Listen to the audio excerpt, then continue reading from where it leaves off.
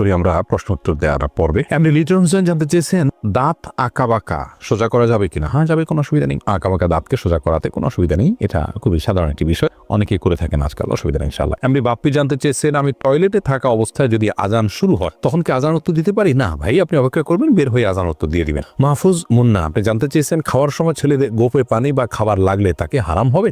না, এমন কোনো কথা নেই, গোপে পানি বা খাবার লাগলে হারাম হয়ে যাবে, এটা জায়েজ নাই। আব্দুল মুমিন জানতে চেয়েছে মহিলারা যদি অজু করা অবস্থায় কোনো পুরুষ দেখে ফেলে তাহলে কি অজু থাকবে? দেখুন ভাই আব্দুল মুমিন, অজু করা অবস্থায় কোনো পুরুষ দেখলে অজু ভাঙবে এমন নয়, তবে সেটা যদি ইচ্ছাকৃত দেখেন তাহলে গুনাহ হবে, অনিচ্ছাকৃত হলে গুনাহও হবে না, কিন্তু এই দেখার সাথে অজু ভাঙার কোনো সম্পর্ক না, অজু থাকবে ইনশাআল্লাহ। শারমিন সোনালী আপনি জানতে চেয়েছেন যদি শ্বশুর শাশুড়ির সাথে বনিবনা না হয় তাহলে আলাদা থাকলে কি গুনাহ হবে? আলাদা থাকলে গুনাহ হবে না, ওনাদের হক যদি মোটামুটি আদায় করা হয়, তাদের যেটুকু প্রয়োজন, আলাদা থাকলে যে গুনাহ হবে এমন কোনো কথা। এমডি নাসির উদ্দিন জানতে চেয়েছেন মাঝে মাঝে প্রস্রাবের পর পিচ্ছিল তরল জাতীয় কিছু গেলে কি শরীর বা কাপড় নাপাক হবে? যদি শরীরে লাগে তাহলে সে অংশটা ধুয়ে ফেলবেন, কাপড় লাগলে সে অংশটা ধুয়ে ফেলবেন, বাস তাহলেই চলবে, নাপাক হবে যেটুকু লাগবে সেটুকু জায়গা। আফরিন সুলতান জান্নাত আপনি জানতে চেয়েছেন বাজনা ছাড়া নূপুর পরা যাবে কি না? জীবন আপনি নূপুর পড়তে পারেন যদি সেটাতে বাজনা না থাকে এবং বাহিরে আপনি যখন পরে যাবেন সেটা আপনার পায়ে থাকতে পারে, কোনো অসুবিধা নেই। সাহাবায়ে কেরামের মধ্যে থেকে অনেকেই নূপুর পড়েছেন, অনেক মহিলা সাহাবীরা নূপুর পড়েছেন, এরকমটি হাদিস দ্বারা স্পষ্টভাবে আমরা জানতে পারি। এসেছে হেলাল খান জানতে চেয়েছেন অজু করার সময় দাঁত থেকে রক্ত বের হলে কি অজু হবে?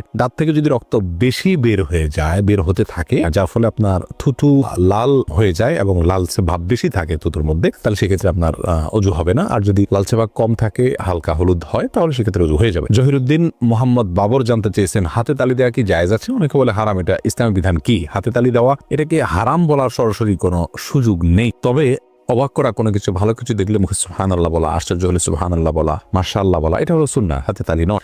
কিন্তু কেউ হাতে তালি দেন তাহলে সেক্ষেত্রে হারাম হয়ে যাবে, এটা মোটেও সঠিক নয়। এম এস আল মামুন জানতে চেয়েছেন কন্যা সন্তানকে কত বছর বয়স পর্যন্ত মায়ের বুকের দুধ পান করানো যায়? কন্যা এবং ছেলে সন্তান সবার জন্য একই বিধান, 2 বছর পান করাবেন। ইমাম আবু হানিফার মতে তার বেশি পান করানো জায়েজ নাই, অন্যান্য ইমামদের অনেকের মতে জায়েজ আছে, যেহেতু কোনো নিষেধাজ্ঞা নেই, যেহেতু আল্লাহ কোরআন কারিমে হাওলাইনে কামেলাইনি বলেছেন, লিমান ওই আরাদা আন ইউতিম্মা রাদাআহ, যে ব্যক্তি দুধ পান করার সময় পূর্ণাঙ্গতায় পৌঁছাইতে পান তিনি 2 বছর করাবেন। আল্লাহ তাআলা পরিষ্কার বলেছেন, এই জন্য 2 বছর করানো জায়েজ আছে। আর সায়েন্টিফিকলি বিষয়টা প্রমাণিত যে পরে আর মায়ের বুকের দুধে কোনো উপকারিতা বাচ্চার জন্য থাকে না, এই জন্য 2 বছর পান করাবেন, ছেলে হোক মেয়ে হোক, যে মানে উভয় ক্ষেত্রে। তামান্না ইসলাম সেতু আপনি জানতে চেয়েছেন মেয়েদের কি পশু পাখি জবাই করা জায়েজ আছে? বোন, অবশ্যই জায়েজ আছে।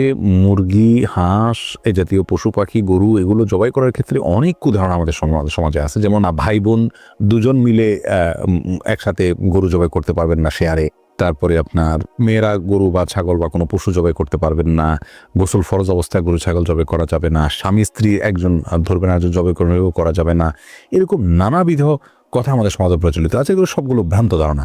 ছেলেরা যেমন জবাই করতে পারবেন, মেয়েরাও কিন্তু সেভাবে আপনার জবাই করতে পারবেন, কোনো অসুবিধা নেই। জবের যে শর্ত আছে বিসমিল্লাহ আল্লাহু আকবার বলে জবাই করে ফেলবেন। খালেদা আক্তার জানতে চান মেয়েরা পর্দা না করলে মা বাবার কবরে কি আযাব হবে? মা বাবার যদি সেখানে কোনো দায় থাকে, ত্রুটি থাকে, তাহলে সেক্ষেত্রে তাদের আযাব হতে পারে, কিন্তু মা বাবা যদি তাদেরকে সঠিক পথে দিশা দিয়ে থাকেন, বুঝিয়ে থাকেন, দায়িত্ব পালন করে থাকেন, তাহলে সেক্ষেত্রে তাদের দায়ভার তারা শুধু সন্তানরাই বহন করবে, মা বাবার কোনো কিছু দায়ভার চাপানো হবে না। আল্লাহ বলেছেন লা তাযরু ওয়াজরাতুন উযরা উখরা, কারোর দায়ভার অন্য কেউ বহন করবে না। লাইসা লিল ইনসানি ইল্লা মা সাআ, প্রত্যেকে যা করবে তারই তিনি দায় নিবেন। ভাই রাশিদুল ইসলাম রুবেল আপনি জানতে চেয়েছেন টাক মাথায় চুল লাগানো যাবে কিনা, এ ব্যাপারে